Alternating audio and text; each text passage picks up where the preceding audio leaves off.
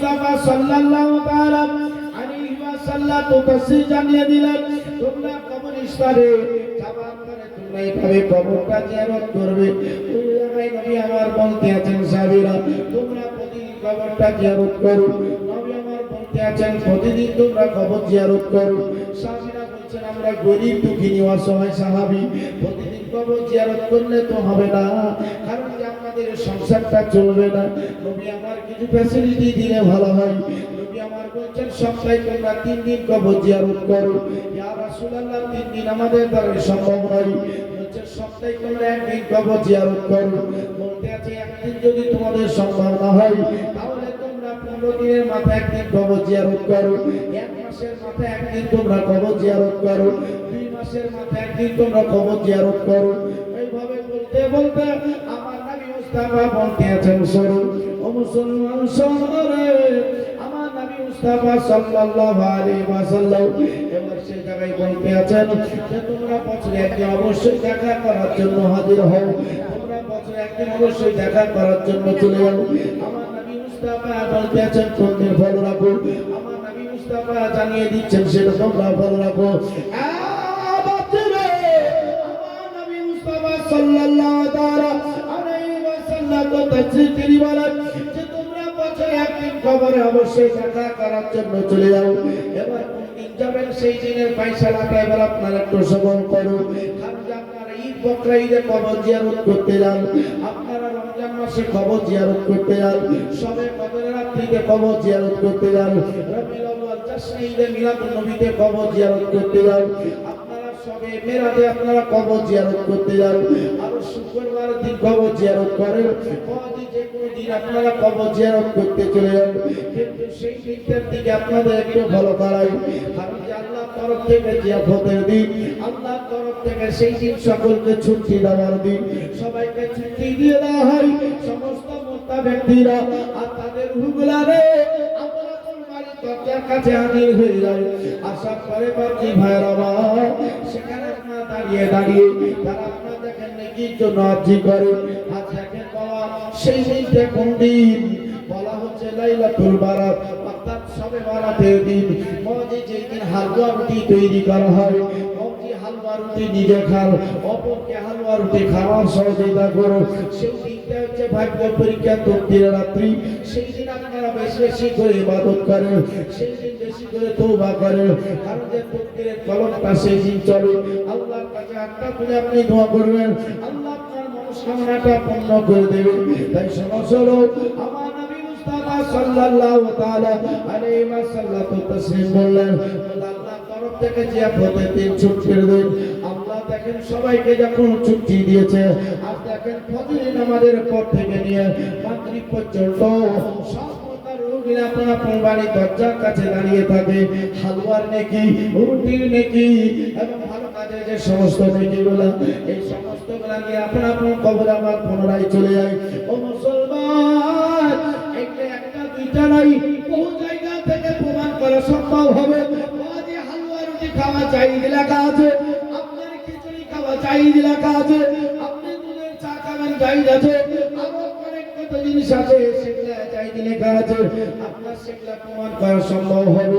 বাবাজি ভাইয়ের আবার নবীর জন্য আমরা দাঁড়িয়ে যে ক্যাম্প করি, ক্যাম্প করাটাও চাহিদ লেখা আছে। কারণ যে সুন্নিদের কিতাব থেকে প্রমাণ করা সম্ভব হবে দাঁড়িয়ে ক্যাম্প করা মুস্তাহাব মুস্তাহাসান। আপনার দেওবন্দের কিতাব থেকে প্রমাণ করা সম্ভব হবে দাঁড়িয়ে ক্যাম্প করা মুস্তাহাব মুস্তাহাসান। নবীকে ক্যাম্প করার ব্যাপারে তাদের কিতাবে লেখা আছে কিনা সেটাও বলা সম্ভব হবে। আজকে তাবলীগের কিতাব থেকে বলাটাও সম্ভব হবে।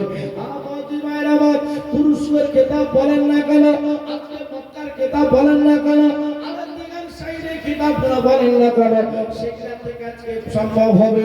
নবীর সাথে দাঁড়িয়ে ক্যাম্প করা জায়েজ আছে কিনা বাপজি ভাই, আমি তো শুধুই মাত্র সংক্ষেপে আপনাদেরকে শোনাই দিলাম। আবার বাকি যা আছে আপনারা মুফতি সাহেবের কাছ থেকে শুনবেন। বাকি চুপচাপ বসে যারা দান করবেন দিয়ে দেবেন। আজি আমি মোহতারা তো বলতে আছি, কারণ আমার তো সময় শেষ হয়ে গেছে না। হ্যাঁ, আমার সময় শেষ হয়ে গেছে।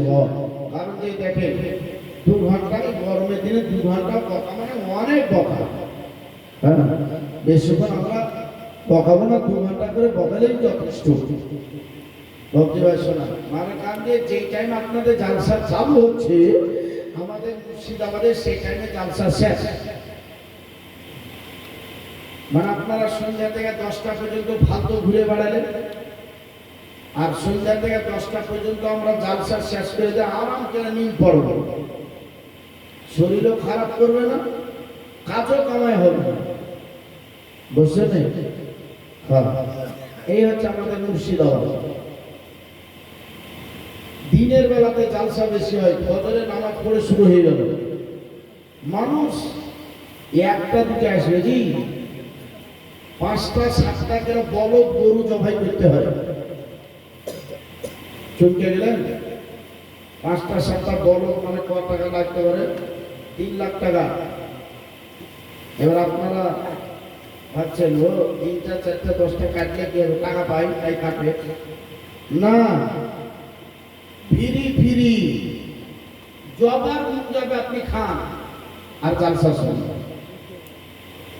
জটা গরু লাগবে লাগুক, ওদের এক একটা জালসা উঠাতে 10 লাখ 12 লাখ 15 লাখ টাকা লাগে। ওরা জালসাতে 1 টাকাও কালেকশন করে না, 1 টাকাও করে না। খাওয়ার জন্য কারোর কাছে টাকাও চাই না।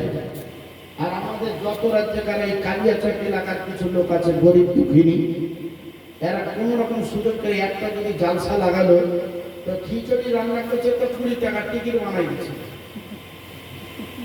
গরু 2-4 পিস লাগিয়ে দিচ্ছে তো 50 টাকার টিকিট বানাই দিচ্ছে, বুঝছে না? তো ভাই তো এই করে কাম হবে? আগে মানুষকে দেও তবে না মানুষ তোমাকে দিবে। আজ এরা যে 10 লাখ 20 লাখ খরচ করছে ওটা কোথা থেকে? ওদের মধ্যে থেকে। ওরা দেখছে এরকম ভাবে মানুষ এত আসছে, এত আগ্রহী জালসা শোনা, হাদিস কোরআন শোনার, তো এক একজনা এক একটা করে গরু দিয়ে দিচ্ছে। ঠিক আছে, তুই যখন জালসা লাগাবি গরু যা টাকা লাগবে আমার কাছ থেকে নিয়ে নিস, কেউ চাল যা লাগবে আমার কাছ থেকে নিয়ে নিস, কেউ তেল যা লাগবে আমার কাছ থেকে নিয়ে নিস। এইভাবে 20 লাখ টাকা মানে 10 মিনিটই ফেরা হলো। আর আমি 1 ঘন্টা 2 ঘন্টা ধরে চাইছি তো 10,000 টাকা উঠে। হ্যাঁ, 1,000 টাকা দিতে জান বাড়িয়ে দিচ্ছে। একদিন যদি বলতো যে একটা গরু দেওয়া, তুমি হয়তো ছেড়ে পারিয়ে দিতে পালাতে হবে। মুফতি সাহেব আসলে এবার কথা আপনারা হাদিস কোরআনের এখন খুব ধ্যান দিয়ে মশলা মাসাইল শুনবেন। একবারে পাইটু একটা একটা করে প্রমাণ করবে আর আপনার এটা শুনবেন, আর ওটা আপনার রেকর্ড করে রাখবেন, অডিও করে রাখবেন, তাতে আপনাদের খুব ভালো হবে যখন ধরবে। মানে আমাদের সুন্নিদের একটা অভ্যাস আছে কি জানেন, ওদেরকে বলবো যে হালুয়া রুটি খাওয়া এই কেতাবে যাই লেখা আছে, আর বানিয়ে কেমন করা এই কেতাবে যাই লেখা আছে, এটা বলে দিয়ে চলে যাবো। ওরা যখন ওদেরকে চাপ দিবে ধরবে, তো এরা কথাটা ওদেরকে উল্টে বলতে পারবে না, আমাদেরকে হালুয়া করে শোধাবে। বলছে হুজুর কেমন করা কোন বই আছে? তো ওকে জিজ্ঞাসা কর কেমন করা কোন বইয়ে নাই, তুই সেটা দেখা। ধরুন করা চলবে না, তুই আগে দেখা, তারপরে তো আমি তো প্রমাণ করবই নাকি। বলি কি আমাদের সকাল পর্যন্ত